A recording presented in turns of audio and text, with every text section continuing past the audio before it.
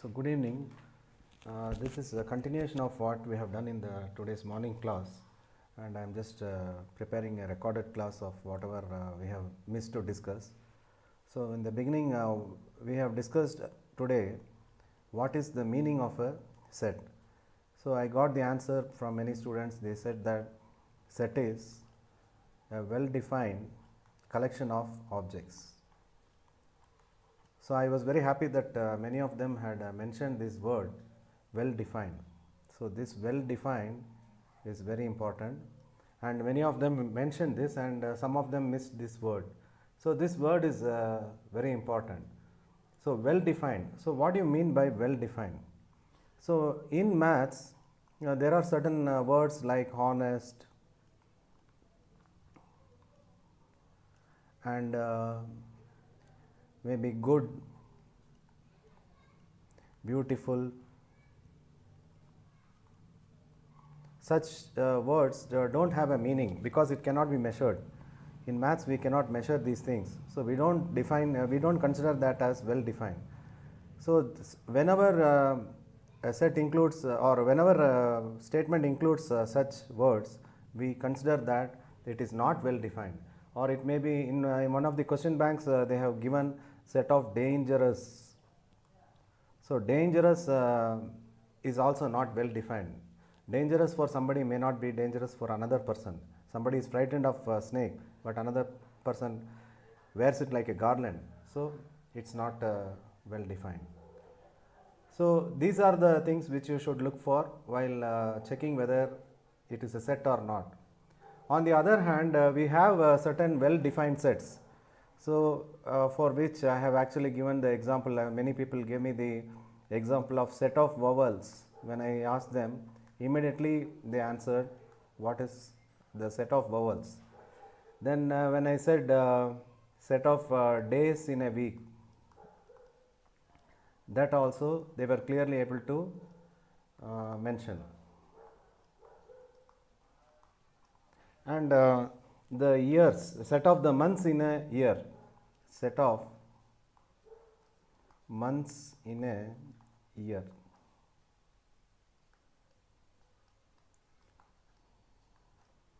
So all these things they were able to give. These examples were given in the morning's class, and even when I took the electronics class also, they also have mentioned this. So these are just what we are recalling, and those who have missed these classes, they can just recollect this. So I have explained what is what is well defined, and why some of the words are not well defined, and some example of this. And here I have given this as, suppose I exactly write each and every element belonging to that. So here this will be A, E, I, O, U. And here it is of course Sunday, then Monday, then Tuesday, then Wednesday, then Thursday, then Friday, then Saturday. So here I have written the sets both in two forms. I have written actually, which I will be just letting you know what it is. And here we have of course January, February, and etc. up to December, 12 months. So in this, if you can observe, what I have done is I have listed these exactly in the second time where I have listed every element which is exactly there in the set. So this is called as roster method. Roster method. When you list each and every element belonging to that, it is called roster. And when you just write all these elements with the help of one rule, then it is called rule. Then it is called as a rule method.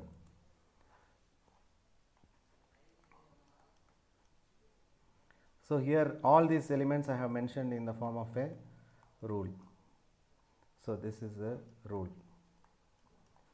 So what we have done now is we have discussed about the sets now. So two important properties about the sets.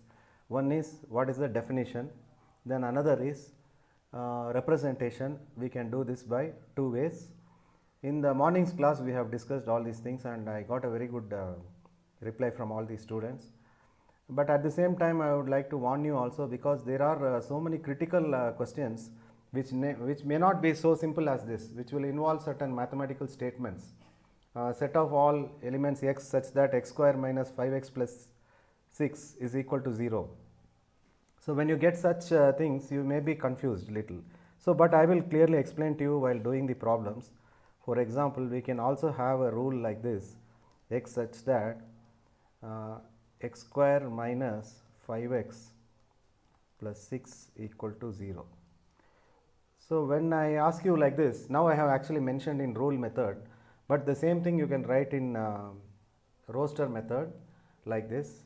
Actually, if you observe, only there are two roots, only 3 and 2 are the only possible roots for that.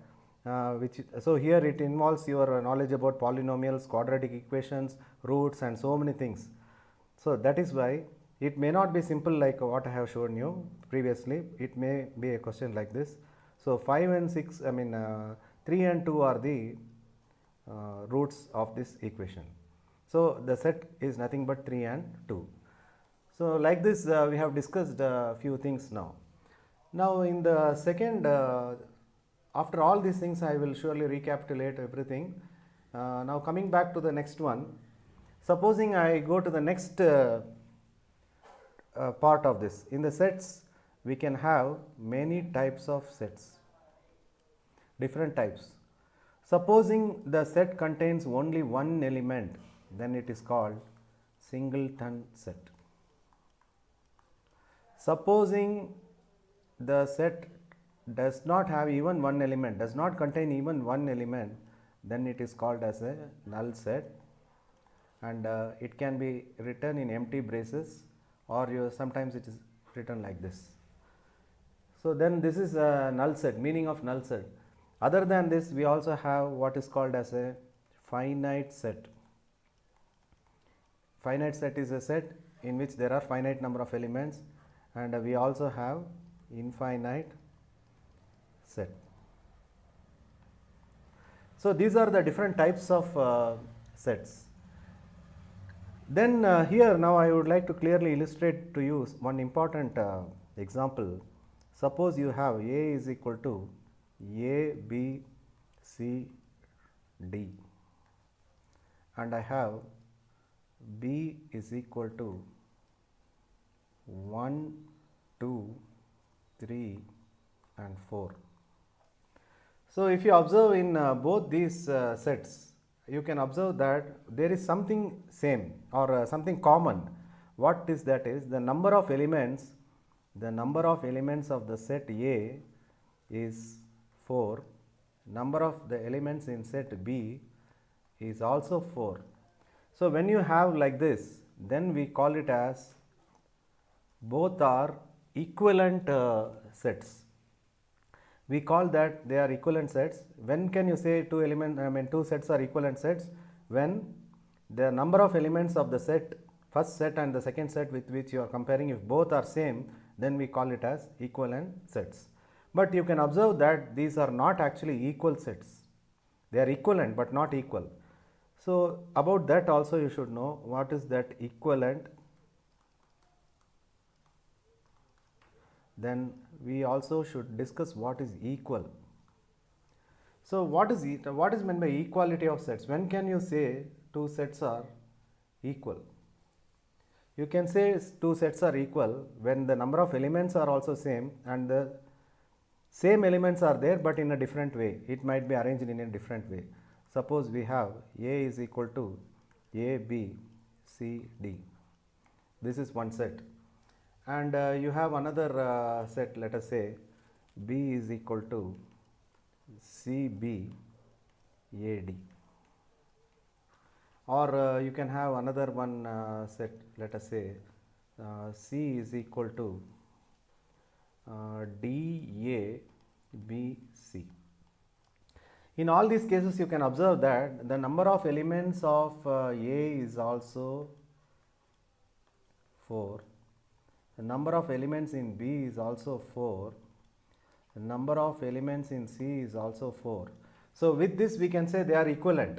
But for saying that they are equal, we should see whether the same elements are there. Clearly we can see the same elements are there only thing they are interchanged in the order. So therefore we can say they are equal sets. So I hope you have understood whatever I have explained till now. I have explained to you what is the meaning of singleton set, null set, finite set, infinite set, equal sets and equivalent sets. And this number is nothing but cardinality. So when I say cardinality of a set, it is indicating the number of elements in the set. Suppose I say x is equal to AB. What will be the cardinality of this set? It will be 2. This is what you should be knowing. So in the last part, I would like you to understand the last thing that you should know is what is meant by a subset and what are the important notations that are used in sets. And this is only the first part of the sets chapter. Remaining we have to discuss in the next class. So I want all the children actually to observe till now whatever I have done and what I am doing now in this last page, so that you will come prepared for tomorrow's class and you will be on par with electronics class. Okay. Supposing I say, let us say I will take you are all knowing what is real numbers. Real numbers, you know, it contains all possible numbers that you know. Of course, there is a bigger set than this, which is complex numbers, which you will come across. It's one chapter in your first PUC. So when you see this real number contains all possible numbers. If you take the immediate subsets, if you take, you can have actually, this is the real numbers. When I say this is the real numbers, you have what is called as rationals and irrationals. Rationals, these are rationals. Rationals means in simple way you can say it is fractions. So under that rationals we also have another one subset. So like this we can go on having subsets. This is what you have observed before. So now I just want to quickly tell you with simple example, I want to tell you what is the notation that can be used here. Suppose we have A is equal to ABC, then always we write the sets by capital letters and we always write the elements by small letters. That is usually done. And when a particular element belongs to the set, we say belongs to. This symbol is used. A belongs to A. But if I ask you whether X belongs, no, X does not belong to A. This is one notation that you should be knowing, which one exercise is there. To using this notation, they will ask you whether a set is there, or I mean whether an element is belonging to that set or not. Now these are the things that we have discussed, and very quickly we have to start working up the exercise problems also. So one more second part will be discussed tomorrow's class. It will be discussed in the tomorrow's class. Now this will be only for those who have missed these many classes. So I am stopping here and I will just end up by giving you a mind map. I will be posting in the group also, and this video also I will be posting. Thank you.